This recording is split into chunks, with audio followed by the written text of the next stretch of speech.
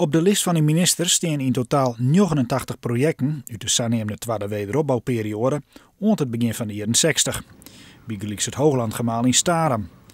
Met zijn bijzondere linenspul, met gebruik van beton in steef van baksteen, is het stereotype van die tijd.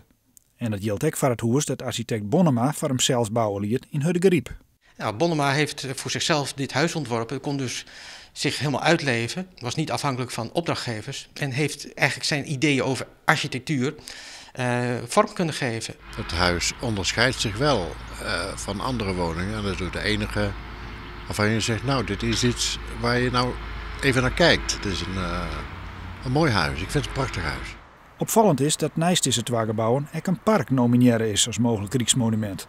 Het Talenpark in Drachten. Omdat het een park is waar je voortdurend wordt verrast door nieuwe doorkijkjes, door ruimte, licht en groen. En we moeten eens kijken naar de bijzondere beplanting, hoeveel zorg daaraan besteed is. En niet op het minst is dat de meeste bewoners dit zeer aan het hart gaat. Nou, ik ben heel blij met dit parkje. Ik ben hier vlakbij en ik ben hier altijd elke dag met een hoenenpeker in. Maar een Rijksmonument? Ja, ik weet net precies wat het inhoudt vanzelf. Maar als dat zwaar dat het zo blijft, dan is dat in principe wel hartstikke mooi, ja. Ja, ik weet net wat de criteria zijn om een Rijksmonument hier te letten, maar nee, volgens mij kan het geld beter ergens anders aan besteden. Of er geld is voor de nieuwe monumenten, mag nog maar blikken. Een soort subsidie voor Rijksmonumenten is er net meer beschikbaar. Maar wel beschutterd dat ze net meer samen sloop worden maaien. Deze periode heeft nog tot dusver te weinig aandacht gekregen. En door ontwikkelingen zal het best mogelijk zijn dat het verdwijnt.